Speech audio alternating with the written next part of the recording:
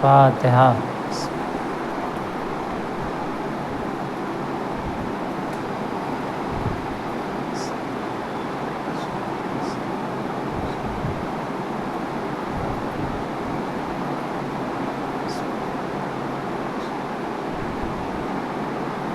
لا حول ولا قوة الا باللہ العلی العظیم۔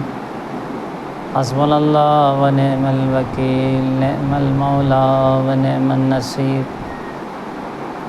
الحمد للہ الذی ہدانا لہذا وما كنا لنہتدی لولا ان ہدانا اللہ لقد جاءت رسل ربنا بالحق ثم الصلاة والسلام على سید الانبیاء والمرسلین خاتم النبیین محبوب رب المشرقین والمغربین جد الحسن والحسین ابی القاسم محمد صلی اللہ وعلی آلہ الطیبین الطاہرین المعصومین لا سیما بقیۃ اللہ فی الارضین واللعن الدائم علی اعدائہم اجمعین۔ اما بعد فقد قال اللہ الحکیم فی کتابہ الکریم۔ بسم اللہ الرحمن الرحیم۔ وما خلقت الجن والانس الا لیعبدون۔ صلوات محمد۔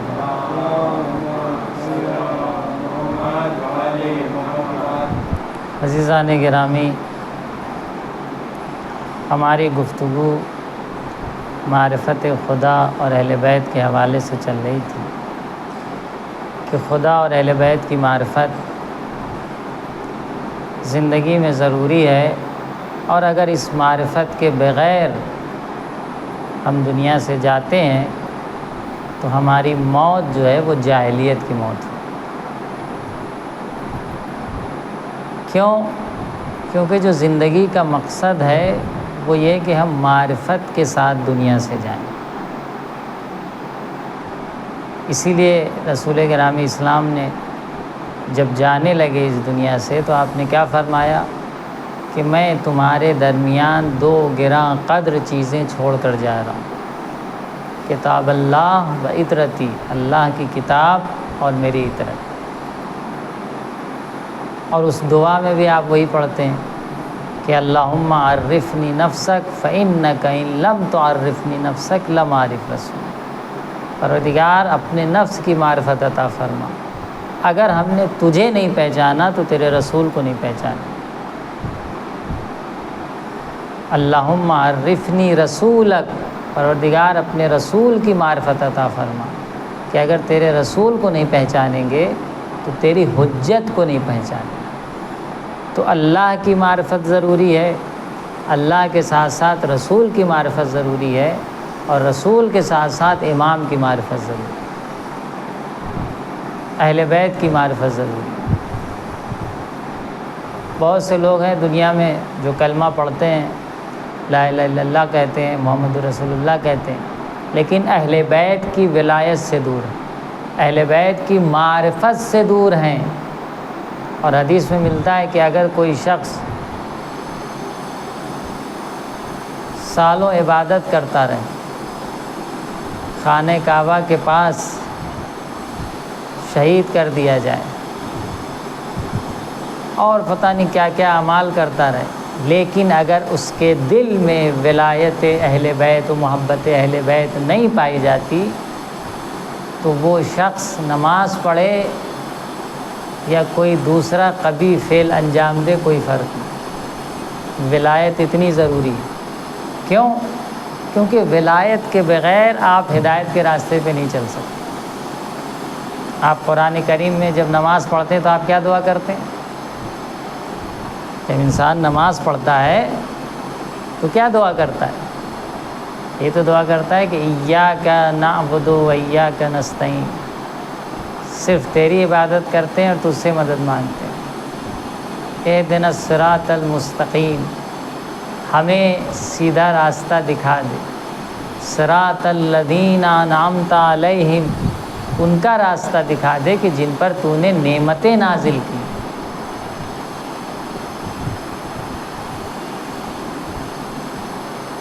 کن کا راستہ دکھا دے؟ جن پہ تو نے نعمتیں نازل کی، صراط الذین انعمت علیہم غیر المغضوب، ان کا راستہ مت دکھا جن کے اوپر تو نے غضب نازل کیا۔ خوب وہ راستہ کہ جس پہ اللہ نے نعمتیں نازل کی ہیں، ان لوگوں کا راستہ کون ہے؟ کہاں ہے؟ کس کا راستہ ہے؟ صراط الذین انعمت علیہم، خوب یہ کون سا راستہ ہے؟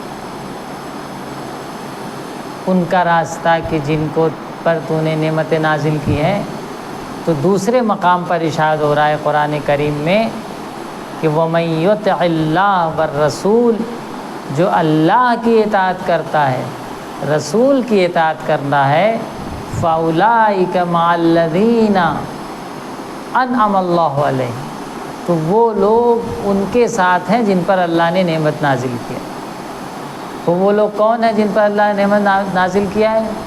من النبیین، نبیوں پر نعمت نازل، بس صدیقین، صدیقوں پہ نعمت نازل کیا ہے، بس شہداء، شہداء پہ اللہ نے نعمت نازل کیا ہے، بس صالحین، صالحین پہ اللہ نے نعمت نازل کی۔ من النبیین والصدیقین والشہداء والصالحین وحسن اولئک رفیقا، یہ وہ لوگ ہیں کہ جن پر اللہ کی نعمتیں نازل ہوئی ہیں۔ صراط الذین انعمت علیہم کون لوگ ہیں؟ نبی، صدیق، شہید اور صالح اور نیک لوگ، ان پر اللہ کی نعمتیں نازل ہوئی۔ تو اللہ نیک اور صالح کب بنیں گے؟ جب آپ کے پاس معرفت ہوگی، جب آپ کے پاس خدا اور رسول و اہل بیت کی صحیح معرفت ہوگی، تب آپ نیک و صالح بنیں گے۔ محبت اہل بیت علیہم الصلاۃ والسلام اور ان کی معرفت ہماری زندگی کے لیے ایک کیمیا ہے، ایک وہ قیمتی چیز ہے کہ جو ہماری زندگی کو حیات ابدی، حیات حقیقی عطا کرتی ہے۔ ایک شخص امام کی خدمت میں آیا اور آنے کے بعد چھٹے امام جعفر صادق علیہ الصلاۃ والسلام کی خدمت میں اللہم صلی علی محمد، اور آنے کے بعد اس نے ایک جملہ کہا، امام سے کہا میں غریب ہوں، میں پریشان ہوں، غریب ہوں، میرے پاس کچھ ہے نہیں مال دنیا، مجھے تھوڑی ہیلپ کی ضرورت ہے۔ تو امام نے کہا کہ میں تو تمہیں غریب نہیں دیکھ رہا ہوں، میں تمہیں غریب نہیں دیکھ رہا ہوں، تمہیں یہ لگ رہا ہے کہ میں غریب ہوں، تم غریب ہو لیکن تم غریب نہیں۔ کہ مولا مذاق نہ کریے، مذاق نہ کریے، میں غریب ہوں، آپ میری حالت کو دیکھ سکتے ہیں، آپ میری کنڈیشن کو دیکھ سکتے ہیں۔ کہ اچھا یہ بتاؤ کہ سامنے جو پہاڑ نظر آ رہا ہے، اگر اس پہاڑ کو میں سونے کا بنا دوں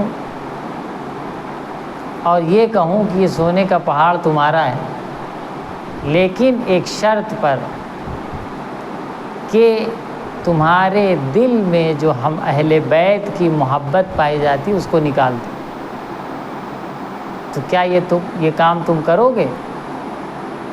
اس نے کہا نہیں، ہرگز نہیں ہو سکتا کہ آپ کی محبت نکال دیں اور دنیا تک پہنچ جائیں، سونے کے پہاڑ تک پہنچ جائیں، بہت بڑی بات ہے۔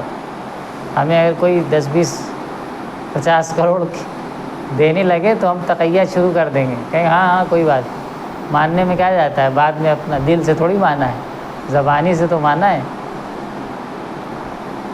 یہی ہوتا ہے نا۔ لیکن اس کے دل میں حقیقی محبت تھی، اس نے کہا نہیں مولا، یہ نہیں ہو سکتا کہ ہم اپنے دل سے آپ کی محبت کو نکال دیں، یہ بالکل ممکن نہیں ہے۔ تو کہا پھر تم کیسے غریب ہو جس کے پاس اتنا قیمتی سرمایہ ولایت اہل بیت کی شکل میں پایا جاتا ہے، وہ کیسے غریب ہو سکتا ہے؟ اور شاعر نے کیا خوب کہا کہ وہ کہاں غریب ہوتا ہے جس کا مولا امیر ہوتا ہے۔ مولا امیر کس حوالے سے ہیں؟ کیونکہ ان کی جو محبت ہمارے دل میں پائی جاتی ہے، ان کی جو ولایت ہمارے دل میں پائی جاتی ہے، ان کی جو مودت ہمارے دل میں پائی جاتی ہے، اس کی جو اہمیت ہے اس کو بیان نہیں کیا جا سکتا۔ اور حدیث میں یہاں تک ملتا ہے کہ لو احبنا حجر لحشرہ اللہ معنا، اگر ہم سے ایک پتھر بھی محبت کرے گا، پتھر تو جاندار نہیں ہے، پتھر تو بے حس ہے، فرمایا کہ اگر ایک پتھر بھی ہم سے محبت کرے گا تو خدا اس پتھر کو قیامت کے دن ہمارے ساتھ محشور کر دے۔ آپ سوچیں، اس پتھر کو ہمارے ساتھ محشور کرے، لحشرہ اللہ معنا، ہمارے ساتھ محشور کرے۔ تو آئیے در اہل بیت سے جڑ جائیں، صداقت کے ساتھ، سچے دل کے ساتھ، ایمانداری کے ساتھ۔ اہل بیت کی جو محبت ہے، حقیقی محبت، خالص محبت جو اہل بیت کی، وہ آپ کے دل کو صفا عطا کرتی ہے، دل کو نورانیت عطا کرتی، دل کو پاکیزگی عطا کرتی، اور آپ کی معرفت میں اضافہ ہوتا چلا جاتا ہے، دل کو نورانیت ملتی ہے، کیونکہ یہ دل بالکل اسی طریقے سے ہے کہ کوئی لوہے کی چیز، لوہے کا چاقو، چھری، تلوار، آپ اس کو کہیں چھوڑ دیں، اس پہ پانی گر رہا ہے، گرد و غبار گر رہی ہے، تو اس پہ کیا ہوتا ہے؟ زنگ لگ جاتا ہے، چھری پر زنگ لگ جاتا ہے۔ تو جب زنگ لگ جاتا ہے تو آپ کیا کرتے ہیں؟ اس کو صیقل دیتے ہیں، اس کو تیز کرتے ہیں، اس کو جلا دیتے ہیں، اس کو صاف کرواتے ہیں۔ یا زنجیر، جو لوگ ماہ محرم میں عاشور کے دن زنجیر کرتے ہیں، ان کو بھی آپ نے دیکھا ہوگا کہ ہر سال اس کو سام دھروائی جاتی، صیقل کروایا جاتا ہے۔ تو انسان کا جو دل ہے وہ بھی ایسے ہی ہے، جب نصیحت کی باتیں نہیں سنتا، جب اچھی باتیں نہیں سنتا، جو موعظہ نہیں سنتا، جب اچھے لوگوں کے ساتھ اٹھتا بیٹھتا نہیں ہے، دنیا میں اور دنیا پرستی میں لگا رہتا ہے، تو اس دل میں بھی زنگ لگ جایا کرتا ہے، اور اس زنگ کو دور کرنے کے لیے ذکر اہل بیت، ذکر خدا مؤثر ہوا کرتا ہے۔ یہ مجالس ہمارے دل کے زنگ کو دور کرتی، یہ مجالس نورانیت کو ہمارے دل میں بڑھاتی۔ امام کی محبت اور امام کا جو وجود ہے وہ نور ہے، نور۔ اسی لیے حدیث میں ملتا ہے کہ واللہ لنور الامام فی قلوب المؤمنین انور من شمس المضیہ، امام کا نور مومنین کے دلوں میں اس سورج سے زیادہ روشن ہے جو چمک رہا ہے۔ اور یہ کیسے ہوتا ہے؟ یعنی وہ جو محب اہل بیت ہیں، جن کے دل میں اہل بیت کی محبت پائی جاتی ہے، وہ خود محبت نور ہے۔ اور اسی لیے ملتا ہے کہ ایک مشہور شاعر تھے امام کے زمانے، ایک صلوات بھیجے پر محمد والے، تھوڑا پانی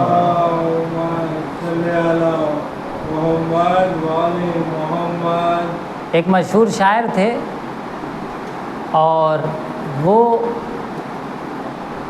ان کے کچھ اعمال اچھے نہیں تھے، اب جزیات میں ہم نہیں جائیں گے، تو لیکن مدح اہل بیت میں اشعار کہا کرتے تھے۔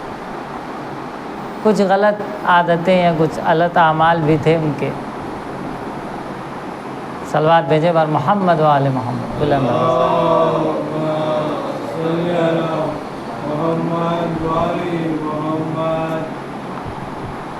تو کچھ اعمال ان کے برے تھے۔ تو ایک بیت جب ان کے انتقال کا وقت آیا، یعنی امام کے دور کا واقعہ ہے، خود معصوم موجود تھے اس زمانے کا واقعہ، تو ہوا ایسا کہ جب روح قبض ہونے کا وقت آیا تو ان کے چہرے پر، جو وہاں لوگ موجود تھے انہوں نے نقل کیا کہ ان کے چہرے پر ایک تاریکی سی ظاہر ہونے لگی، سیاہی سی ظاہر ہونے لگی، چہرہ سیاہ پڑنے لگا۔ تو سب تعجب کرنے لگے کہ ارے یہ تو اچھے شاعر تھے اور مدح اہل بیت میں قصیدے پڑھتے تھے، ان کے دل میں تو محبت اہل بیت پائی جاتی تھی، ایسا کیسے ہو رہا ہے ان کے، اس طرح سے کیوں ہو رہا ہے؟ خیر وہ سیاہی جو چہرے پہ سیاہی اور کالا پن ظاہر ہو رہا تھا، وہ بڑھتا گیا، پورے چہرے پر چھا گیا، اور اس کے بعد پیشانی تک پہنچا تو ایک نقطہ سفید بچا ہوا تھا پیشانی پر۔ یہ دیکھیے محبت اہل بیت کا اثر اور محبت اہل بیت کا نتیجہ دیکھیے کہ اگر انسان کے کچھ اعمال یا کچھ غلطیاں یا خطا ہو بھی جاتی ہے، لیکن اگر سرشار ہے دل محبت اہل بیت سے تو وہ محبت انسان کو مدد کرتی ہے۔ البتہ اس کا مطلب یہ ہرگز نہیں ہے کہ ہم اپنے اعمال کو درست نہ کریں، اعمال کچھ اچھائیاں ہوں گی، کچھ اچھے اعمال ہوں گے، نہ جانے میں نہ چاہنے میں، شیطان کے بہکانے میں، کسی کے ورغلانے میں اگر کوئی برا عمل ہو گیا تو اللہ جو ہے انشاءاللہ اپنے رحمت واسعہ کے صدقے میں وہ ہمیں معاف کرے گا۔ لیکن کوشش یہ ہونی چاہیے کہ ہمارا کوئی بھی عمل برا عمل نہ ہو، کیونکہ جیسے ایک اچھا عمل خدا کو پسند آ جاتا ہے، ویسے کبھی کبھی ساری نیکیاں بھی ایک برے عمل سے برباد ہو جائے گا، ایک برے عمل سے ساری نیکیاں برباد ہو جاتی۔ اس لیے ضروری ہے کہ ہم کوشش کریں کہ ہمارے اعمال بہتر ہوں، برائی کی طرف ہم نہ جائیں، نیکیوں کی طرف جائیں۔ تو بہر صورت وہ نورانی نقطہ صرف ایک اس کی پیشانی پہ بچا ہوا تھا، اور باقی جو ہے چہرہ سیاہ پڑ گیا تھا۔ اب لوگ بہت ہی عجیب و غریب باتیں کرنے لگے کہ لگ رہا ہے کہ اس کے دل میں محبت اہل بیت جو تھی اور اعمال بہت زیادہ خراب تھے، اور محبت بھی جو تھی بہت کچھ خاص کام نہیں آئی، جس طرح کی لوگ باتیں کرتے ہیں۔ لیکن اس کے دل میں محبت اہل بیت حقیقی طور پر پائی جاتی تھی، شاعر تھا۔ وہ سفید نقطہ جو پیشانی پہ بچا ہوا تھا، وہ نقطہ تھوڑی دیر بعد پھر سے بڑھنے لگا، پھر سے سفید ہونے لگا، اور بڑھتے پھر سے پورا چہرہ سفید ہو گیا۔ یہ وہ نقطہ وہی تھا جسے ہم کہتے ہیں محبت اہل بیت، ولایت اہل بیت، اس نے اسے بچا لیا۔ تو کہنے کا مقصد یہ ہے کہ کبھی کبھی انسان کی جو برائیاں ہیں وہ بھی اس کے تحت و شعاع چلی جاتی۔ اگر واقعاً حقیقی محبت ہے، حقیقی چاہنے والا ہے، اس نے توسل کیا ہو، امام کو بلایا ہو، اہل بیت سے توسل کیا ہو، جو بھی کیا ہو، اللہ نے اس کو اس عذاب سے گویا بچا لیا۔ تو عزیزوں، ضرورت ہے کہ ہم اپنے اور اپنے بچوں کو، اپنی اولاد کو محبت اہل بیت، معرفت اہل بیت اور معرفت خدا پر پروان چڑھائیں۔ خدا کی صحیح معرفت، اہل بیت کی صحیح معرفت لے کر ہمارے بچے اٹھیں، اور ان مجلسوں میں یہ سب چیزیں بیان ہونی چاہیے، مجلسوں میں بیان ہونی چاہیے، کیونکہ مجلسوں کے علاوہ ہمیں سننے کو بہت کم ملتا ہے، ہمیں نہ فرصت ہے اور نہ ہمیں اتنا کوئی بیان کرنے والا ہے۔ ہم اپنے کام میں مصروف رہتے ہیں، یہاں کا کام، وہاں کا کام، یہ کام، وہ کام۔ یہ مجلسوں میں معرفت اہل بیت، ذکر اہل بیت، احادیث اہل بیت، تاریخ اہل بیت، زندگی اہل بیت اس انداز سے بیان ہو کہ ہمارے وجود پر ہماری زندگی پر اس کا اثر ظاہر، ہم کچھ لے کر اٹھیں، صرف جان کے نہ اٹھیں بلکہ ایک مضبوط ارادہ لے کر اٹھیں مجلس سے کہ ہم نے جو سنا ہے اس پر عمل کرنا ہے، اس پہ آگے بڑھ لے کر اٹھیں کا مطلب یہ نہیں کہ ہاں کچھ معلومات مولانا نے دے دیا بس ٹھیک ہے، وہ کافی نہیں ہے۔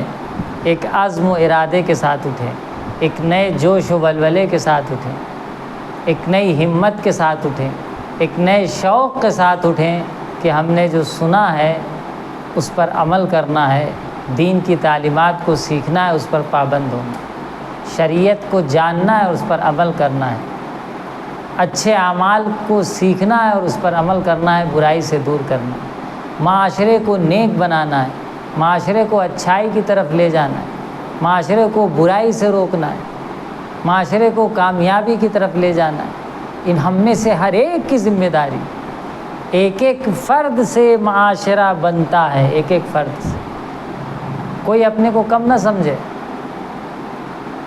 ایک ایک فرد سے معاشرہ بنتا ہے۔ بنی آدم ز اعضائے یک پیکرن، در آفرینش ز یک گوہرن۔ شاعر نے کیا خوب کہا کہ بنی آدم ز اعضائے یک پیکرن، جیسے انسان کا ایک بدن ہے تو بدن کیسے چلتا ہے؟ اگر کوئی چیز دیکھنا ہے تو آنکھ کام کرتی ہے، اگر کوئی چیز سننا ہے تو کان ہیلپ کرتا ہے، مدد کرتا ہے، اگر کوئی چیز سونگھنا ہے تو ناک مدد کرتی ہے، اگر کہیں جانا ہے تو پیر مدد کرتا ہے، اگر کچھ اٹھانا ہے تو ہاتھ ہیلپ کرتا ہے نہیں؟ تو ہر عضو جو ہے بدن کا اپنے اپنے دستور پہ عمل کر رہا ہے۔ کچھ کھانا ہے تو دانت مدد کرتا ہے، یعنی جو کام جیسے کام کی ضرورت ہے ویسا عضو اللہ نے انسان کے بدن میں بنایا، اور یہ تمام مجموعہ مل کر ہماری زندگی کے نظام کو چلا رہا ہے۔ کوئی بات دوسرے تک ٹرانسفر کرنا ہے تو زبان مدد کرتی ہے، کھانا ہے تو منہ مدد کر رہا ہے، کچھ سونگھنا ہے کیسی ہے، خوشبودار ہے بدبودار ہے تو ناک مدد کر رہی، اگر کچھ دیکھنا ہے تو آنکھ ہیلپ کر رہی، کچھ سننا ہے تو کان مدد کر رہا ہے۔ تو یہ تمام عضو جو ہے مل کر ہمارے زندگی کے نظام کو چلا رہے ہیں۔ شاعر کہتا ہے کہ انسانوں کی مثال اس معاشرے میں بالکل اسی عضو کی طرح ہے، جیسے آنکھ کان ناک ہاتھ پیر ہیں، ویسے انسانوں کی مثال ہے معاشرے کے لیے۔ یعنی اگر ایک معاشرے کو کامیابی کی طرف بڑھنا ہے تو اسی طریقے سے ایک دوسرے کا ساتھ دینا ہوگا، جس طریقے سے انسان کے بدن کا ایک ایک عضو انسان کا ساتھ دے رہا ہے، اسی طریقے سے پورے معاشرے کو ایک دوسرے کا ساتھ دینا ہوگا تاکہ معاشرہ آگے بڑھے۔ اسلامی معاشرہ، دینی معاشرہ بالکل اسی طریقے سے ساتھ دینا ہوگا جس طریقے سے انسان کا بدن ایک ایک عضو انسان کا ساتھ دے رہا ہے۔ کتنی اچھی مثال دیا اس نے، بنی آدم ز اعضائے یک پیکرن، در آفرینش، اور یہ بنی آدم اپنی آفرین میں، اپنی خلقت میں ز یک گوہرن، ایک گوہر سے، تو سب جناب آدم کی اولاد ہے نہیں ہے؟ اس لیے ضرورت ہے کہ ہم ایک دوسرے کی مدد کریں، خاص کر کے مومنین کا جو معاشرہ ہے، جو کہ ریسمان ولایت مولائے کائنات علی ابن ابی طالب علیہ الصلاۃ والسلام سے جڑے ہوئے ہیں۔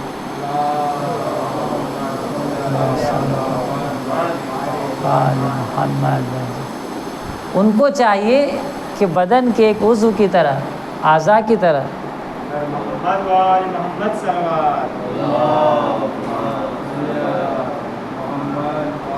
بدن کے اعضاء کی طرح انہیں کیا کرنے کی ضرورت ہے؟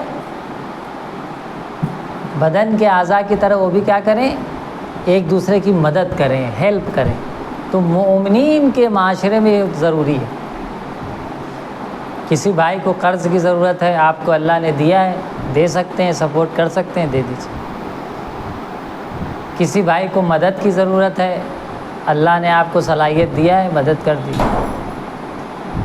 کسی بھائی کو ہیلپ کی ضرورت ہے، مالی کے علاوہ دوسری ہیلپ کی ضرورت ہے، بیمار ہے ساتھ میں جانے کی ضرورت ہے، سفر پہ ہے اس کے گھر کی حفاظت کرنے کی ضرورت ہے، کوئی امانت حوالے کیا ہے اس کی حفاظت کرنے کی ضرورت ہے۔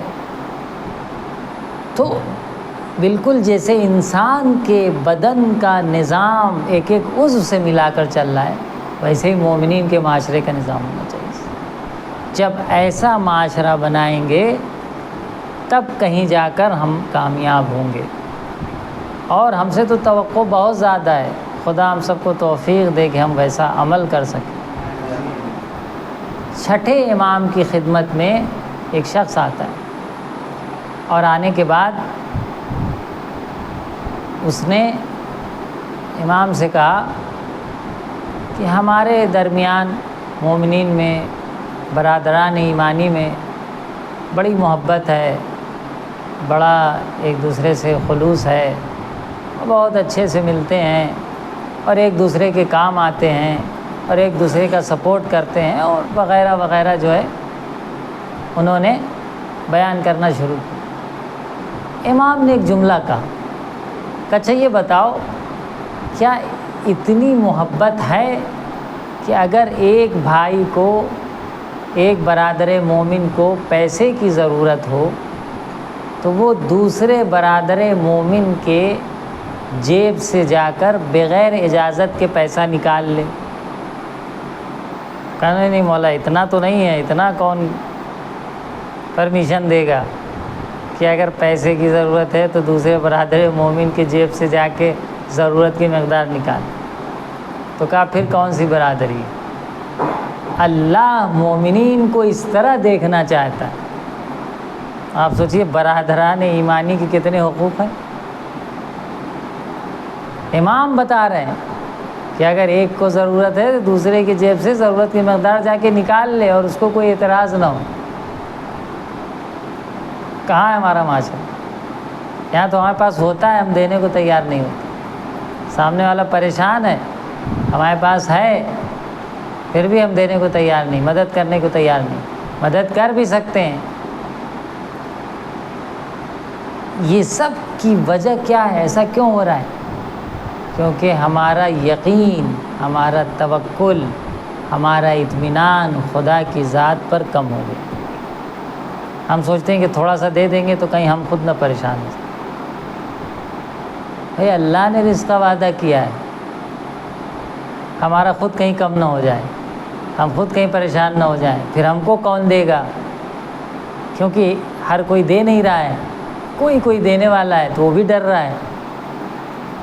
اگر یہ معاشرہ بنے کہ ہمیں ضرورت پڑی تو ہم کسی اور سے لے لیا، ان کو ضرورت پڑی تو انہوں نے کسی اور سے لیا، تو اگر ایک دوسرے کے ہم مددگار بن جائیں تو یہ معاشرہ ترقی کرے گا۔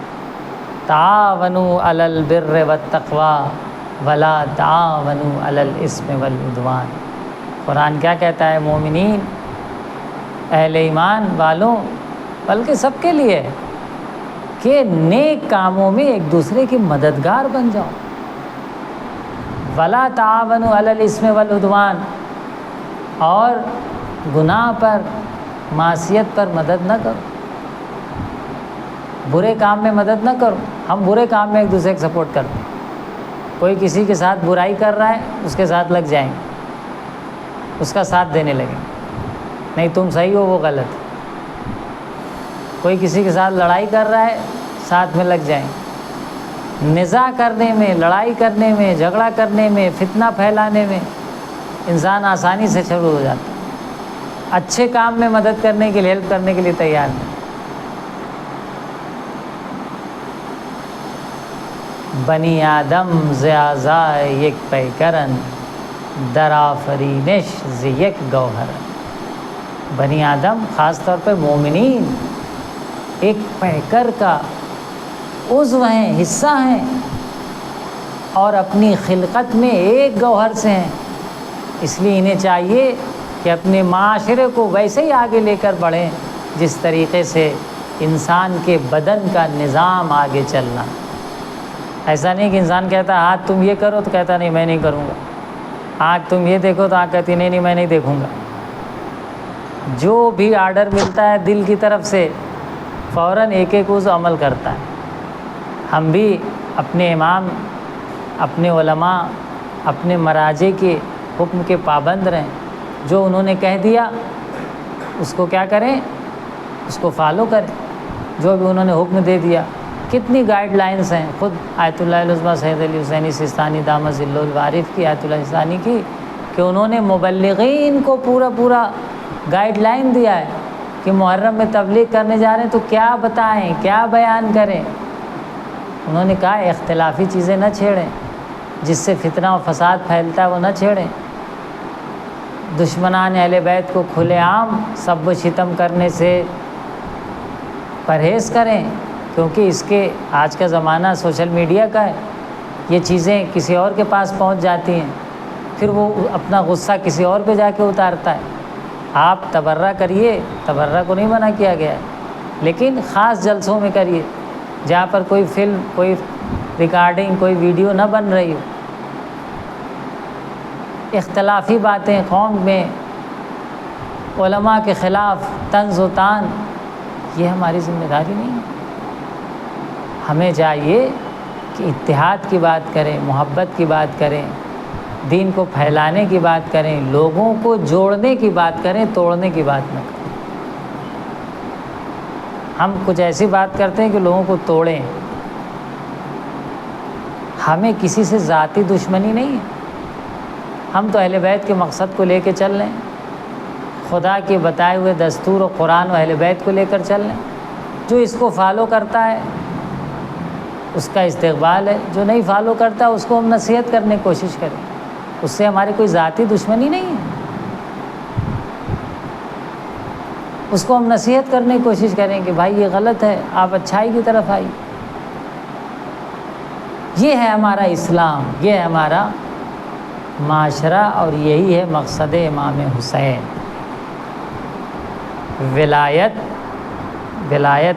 اہل بیت، ولایت امام حسین علیہ الصلوۃ والسلام، ان کی جو محبت ہے، یہ ولایت جو ہمارے دل میں ڈالی گئی ہے، اس ولایت کا مقصد کیا ہے؟ کیا مقصد ہے؟ یہ جو ولایت ہمارے دل میں رکھی گئی، اس کا مقصد کیا ہے؟ کہ ہم صرف کہیں کہ ہاں ہمارے دل میں ان کی بہت محبت پائی جاتی۔ ٹھیک ہے، محبت ایک زینہ ہے، اگر حقیقی محبت ہے، ایک زینہ ہے کہ آپ ان کی پیروی کریں، لیکن کبھی کبھی محبت نہیں ہے، ہم خود کو خوش کرنے کے لیے اور سامنے والوں کو خوش کرنے کے لیے ولایت کا ڈنکا پیٹتے ہیں۔ عمل میں کہیں محبت نہیں نظر آتی، کردار میں کہیں محبت نہیں نظر آتی، نہ پڑھنے والے کے نہ سننے والے کی۔ یہ کیسی محبت ہے؟ ان المحب لمن یحب مطیع، محبت کرنے والا جس سے محبت کرتا ہے اس کی اطاعت کرتا ہے، اس کی پیروی کرتا ہوا نظر آتا ہے۔ صلوات بھیجے بر محمد۔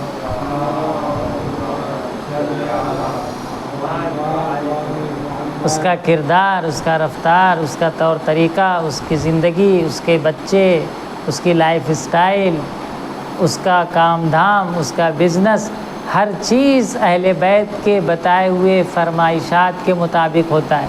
یہ محبت اہل بیت۔ آپ محبت اہل بیت کا دعویٰ کرتے ہیں، نماز نہیں پڑھتے، محبت اہل بیت کا دعویٰ کرتے ہیں، روزے نہیں رکھتے، محبت اہل بیت کا دعویٰ کرتے ہیں، حرام مال کھا رہے ہیں۔ یہ کون سی محبت ہے؟ یہ محبت نہیں ہے، اپنے کو خوش کرنا ہے۔ بس یہ کہ ہم ان کو مانتے ہیں، ماننا کافی نہیں ہے، محبت حقیقی ہونی چاہیے کہ وہ جو چاہتے ہیں اس کو ہم فالو کریں، کوشش کریں۔ خدا کی محبت، قرآن کیا کہتا ہے؟ الذین آمنوا اشد حبا للہ، جو لوگ ایمان لائے ہیں ان میں سے کچھ لوگ ایسے بھی ہیں جو خدا سے شدید محبت کرتے ہیں۔ شدید محبت یعنی کیا؟ یعنی خدا کی اطاعت کرتے ہیں، خدا کی پیروی کرتے ہیں، گناہوں سے دوری کرتے ہیں، غلط کاموں سے دوری کرتے ہیں، تب یہ محبت حقیقی بنتی ہے۔ صرف دعویٰ کر دینے سے، زبانی شور مچا دینے سے کہ ہم محبت کرنے والے تھوڑی محبت ہوتی ہے۔ محبت کا تظاہر کرنا اور ہے، حقیقی محبت اور ہے۔ محبت کا اظہار اور تظاہر کرنا کہ ظاہر میں ہم بہت ان سے چاہتے ہیں اور تھوڑا رو لیا آنسو بھائی۔ حقیقی محبت یہ ہے کہ ہمارا کردار ان کے کردار کے مطابق ہو، ہمارا اخلاق ان کے اخلاق کے مطابق ہو، ہمارا رویہ ان کے رویے کے مطابق ہو، ہماری دینداری ان کی دینداری کے مطابق ہو۔ یہ حقیقی محبت۔ ان المحب لمن یحب مطیع۔ کربلا میں جو امام حسین کے ساتھ آئے تھے وہ بھی امام حسین سے محبت کرتے تھے، لیکن کیسی محبت کہ اپنی جان کو قربان کرنے کے لیے تیار۔ یہاں تو تھوڑا سا اے سی روم نہیں ملا، تھوڑی سی زحمت ہو گئی آنے میں، تھوڑا سا پیسہ کم دے دیا، لفافہ کم دے دیا، شروع ہو جاتے ہیں۔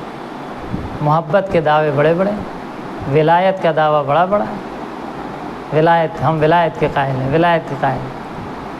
اتنی زیادہ ولایت کے قائل ہیں تو کم از کم ان کے کردار کو تو فالو کریں۔ ہم کہاں جا رہے ہیں؟ کربلا میں جو امام حسین جن کو لے کر آئے تھے وہ بھی امام حسین سے محبت کرتے تھے، لیکن کیسی محبت؟ اسلام کے لیے جان دینی ہے تو مولا اپنی جان کو آپ کے قدموں میں ہم پیش کرتے ہیں۔ جب جناب قاسم سے پوچھا گیا کہ بیٹا موت تمہارے نزدیک کیسی ہے، تو جناب قاسم نے کیا کہا؟ الموت عندی احلی من العسل۔ موت میرے نزدیک شہد سے زیادہ شہد۔ ایسی قربانی دینے آئے تھے۔ جب شب عاشور امام حسین علیہ السلام نے مہلت مانگی ہے کہ ہمیں ایک شب کی مہلت دی جائے، تو اس شب میں کربلا والوں نے کیا کیا؟ تلاوت قرآن کیا، نمازیں پڑھی، دعائیں کی، عبادتیں کی، یعنی ایک شب کی جو مہلت مانگی ہے وہ خدا سے راز و نیاز کے لیے۔ یہ ہے حقیقی محبت کہ آپ نے فرمایا کہ جو اصحاب مجھے ملے مجھ جیسے اصحاب کسی۔ عزیزو، آئیے امام حسین کی جو ہم عزاداری کر رہے ہیں وہ عزاداری معرفت کے ساتھ کریں۔ ہماری عزاداری شہزادی قبول فرمائے، اور معرفت کے ساتھ عزاداری کرنے میں شور شرابہ، دعوے داری مہم نہیں ہے۔ آپ کے دل کی وابستگی مہم ہے، آپ کے دل کا خلوص مہم ہے، کتنا آپ کا دل خالص ہے۔ ایک ضعیفہ تھی، جب اس کا انتقال ہوا تو اس کی جہاں پہ اس کو دفن کیا گیا اس کی قبر کے اطراف سے 40 قبر تک عذاب ہٹا لیا گیا۔ ایک دوست نے دوسرے دوست سے کہا تھا کہ بھائی جب تمہارا انتقال، ہم میں سے کسی ایک کا انتقال ہوگا تو دوسرا آ کے خبر دے گا کہ اس کے ساتھ کیا ہوا۔ تو ایک دوست کا جب انتقال ہو گیا تو دوسرا دوست انتظار کر رہا تھا۔ 40 دن بعد وہ خواب میں آیا، کہا تم نے تو وعدہ کیا تھا خواب میں آؤ گے، کیوں نہیں آ رہے تھے؟ کہا مہلت ہی نہیں مل رہی تھی، عذاب میں گرفتار تھے۔ کہا آپ کیسے مہلت مل گئی؟ کہا مہلت یوں ملی کہ ہماری قبر کے پاس ایک خاتون کو دفن کیا گیا، اور اس کو دفن کرنے کے بعد 40 قبر کے اطراف سے عذاب کو ہٹا لیا، تب ہمیں اجازت ملی اور ہم آئے۔ تو جا کے ذرا پوچھو، تو اپنی حالات بتایا، کہا ذرا پوچھو کہ وہ خاتون کون ہے۔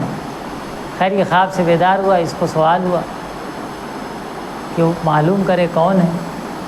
گیا پوچھا کہ کس کو دفن کیا گیا ہے، کہا خاتون ہے۔ اس کے گھر پہنچا پوچھتے ہوئے، تو گھر پہنچ کے پوچھتا ہے کہ یہ بتاؤ کہ یہ جو ضعیفہ تھیں، آپ کی جو ماں تھیں، بیٹے سے پوچھتا ہے وہ کون سا اچھا عمل انجام دیا کرتی تھی، کون سا نیک عمل انجام دیا کرتی؟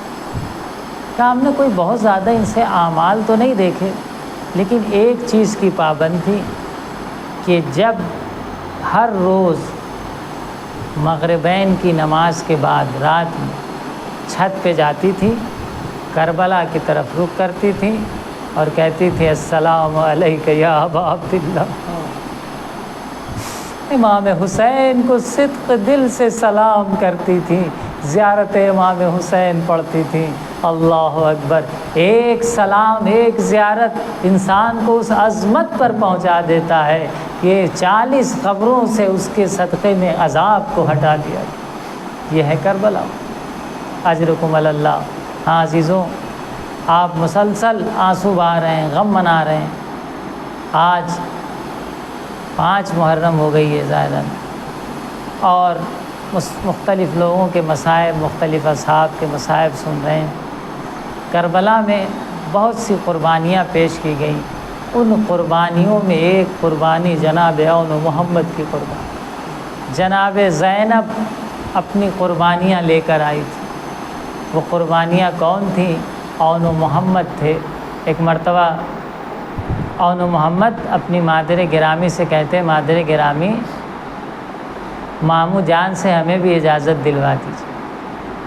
پہلے ماموں جان کی خدمت میں آتے ہیں، کہتے ہیں ماموں جان کیا ہمیں بھی مرنے کی اجازت ہے؟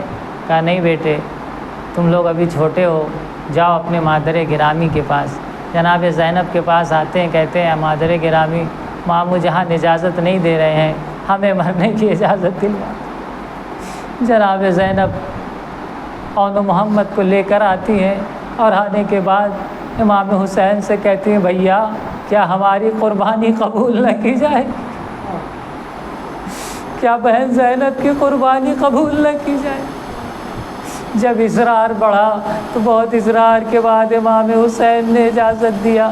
جناب اون محمد کی عمر بہت زیادہ نہیں تھی۔ جناب عباس نے ان دونوں شہزادوں کو گھوڑے پر سوار کیا۔ سوار کرنے کے بعد چھوٹی چھوٹی تلواریں ان کے حوالے کی۔ اون محمد نے ایک دوسرے سے بات کیا کہ بھیا ہم جب لڑتے رہیں گے تو تھوڑی تھوڑی دیر بعد ایک دوسرے کی آ کر خبر لیتے رہیں گے۔ دونوں نوجوان ایک مرتبہ مقتل کی طرف بڑھتے ہیں، جنگ کرنا شروع کرتے ہیں۔ جنگ کرتے کرتے ایک مرتبہ اون کو کی آواز آتی ہے بھیا محمد کہاں ہو؟ پھر دوسری طرف سے محمد کی آواز آتی ہے بھیا اون کہاں ہو؟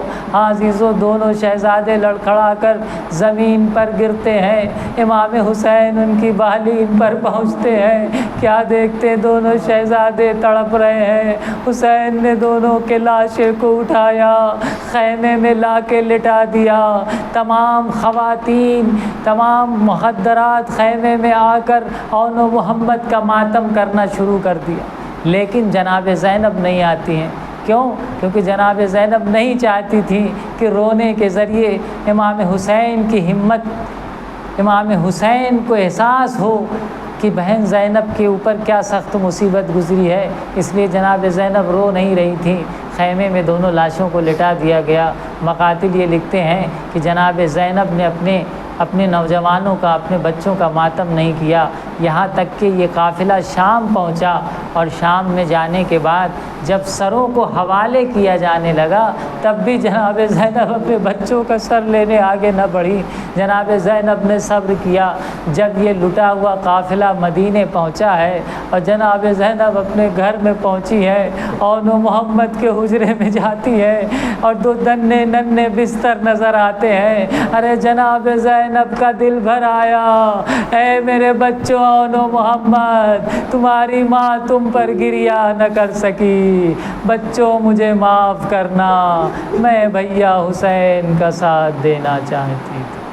الا لعنت اللہ علی القوم الظالمین وسیعلم الذین ظلموا ای منقلب ینقلبون۔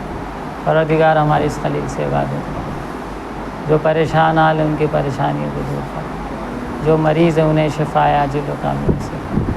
شیعان حیدر کرار جہاں جہاں بھی ان کے جان مال عزت و آبرو کی حفاظت کرو۔ پروردگار ہمارے امام کے ظہور میں تعجیل فرما، اور ہم کو ان کے اعوان و انصار میں شمار کرو۔